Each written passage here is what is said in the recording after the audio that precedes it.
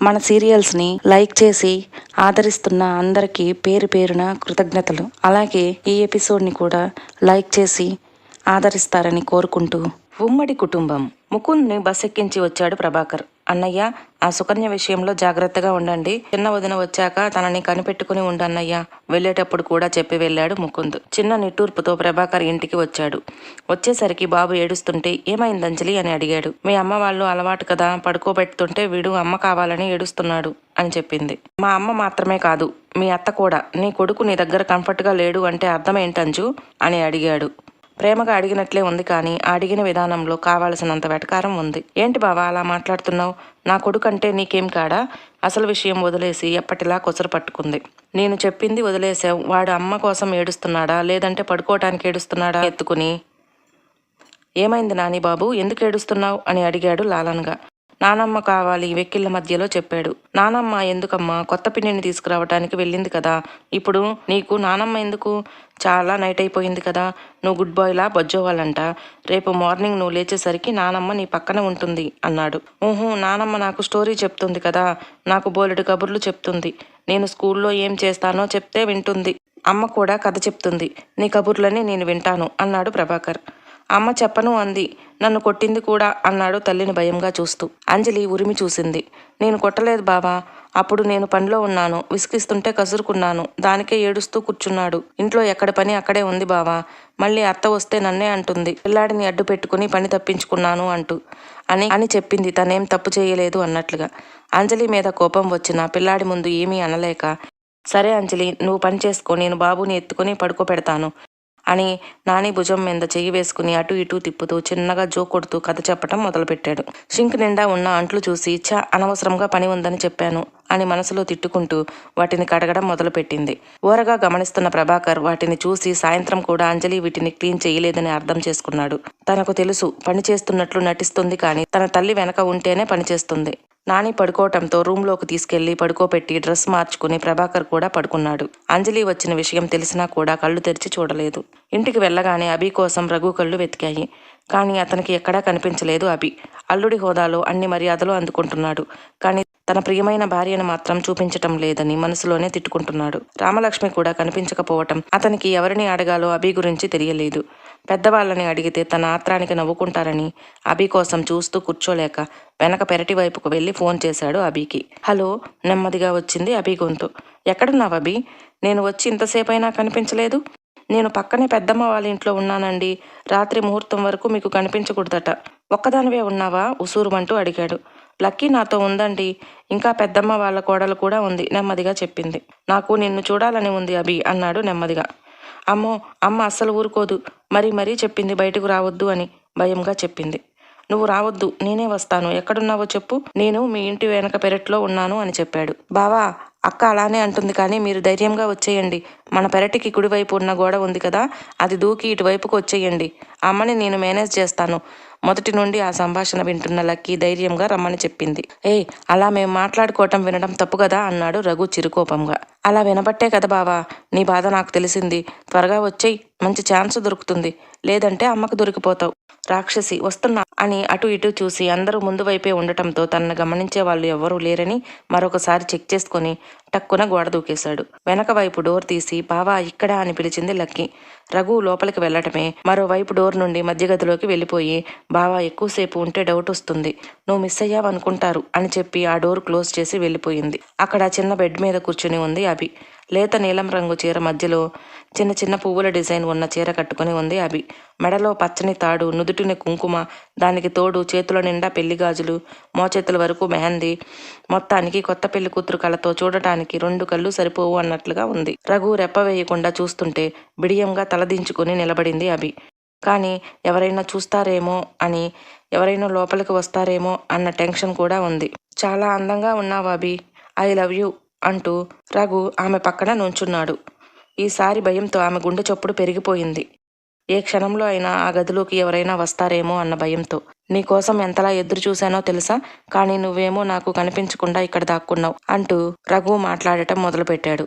Please అండి, నాకు భయంగా ఉంది అంటూ వెనక్కి జరిగింది అభి. నీ భయం ఎలా దూరం చేయాలో నాకు తెలుసు అంటుండగానే రఘుకి మాట్లాడే అవకాశం ఇవ్వకుండా అభి కళ్ళల్లో నీళ్లు తిరిగేసరికి రఘుకి మాట్లాడే సమయం ఇవ్వకుండా దూరంగా తోసేసింది. ఒక్కసారిగా తలుపు మోగటంతో అభి భయంతో బిగుసుకుపోయింది.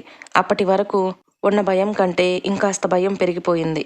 హాయ్, ఏం కాదు, లక్కీ అయి ఉంటుంది, నేను వెళ్తున్నా, నీకోసం ఎదురు చూస్తుంటాను అని మరొకసారి అభిని చూస్తూ బయటకు వెళ్ళిపోయాడు.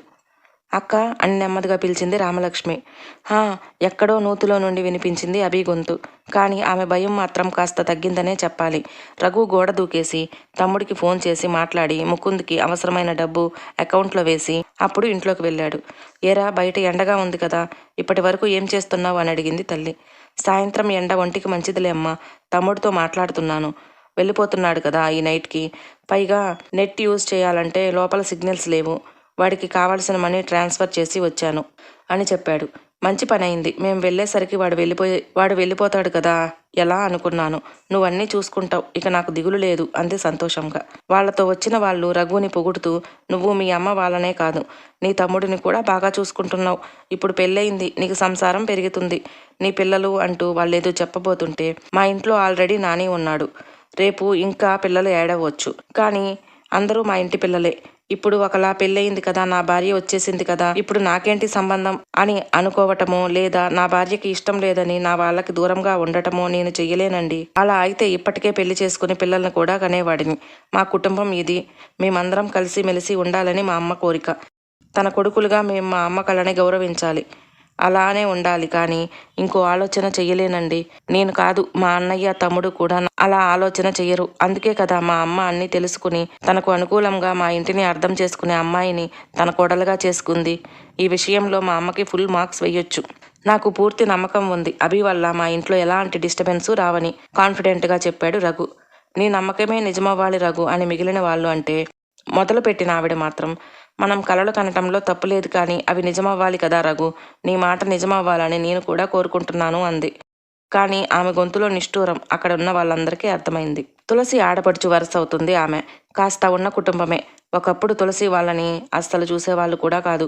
రఘుకి ఉద్యోగం వచ్చాక కాస్త మాటలు మొదలుపెట్టారు. కొడుకు లవ్ మ్యారేజ్ చేసుకుని వెళ్ళిపోవటంతో కూతురికి పెళ్లి చేసి ఇల్లరికం అల్లుడిని తెచ్చుకోవాలని అనుకున్నారు. రఘు ఉద్యోగం చూసి, పైగా రఘుకి ఎలాంటి అలవాట్లు లేవు కాబట్టి తమ అల్లుడిని చేసుకోవాలని అనుకున్నారు. తులసికి 3 కొడుకులు కావటంతో రఘుతో సంబంధం కుదుర్చుకుంటే ఒక కొడుకుని తమ ఇంటికి పంపడానికి అభ్యంతరం ఉండదు అని అనుకున్నారు. అయితే తులసి ఒప్పుకోలేదు.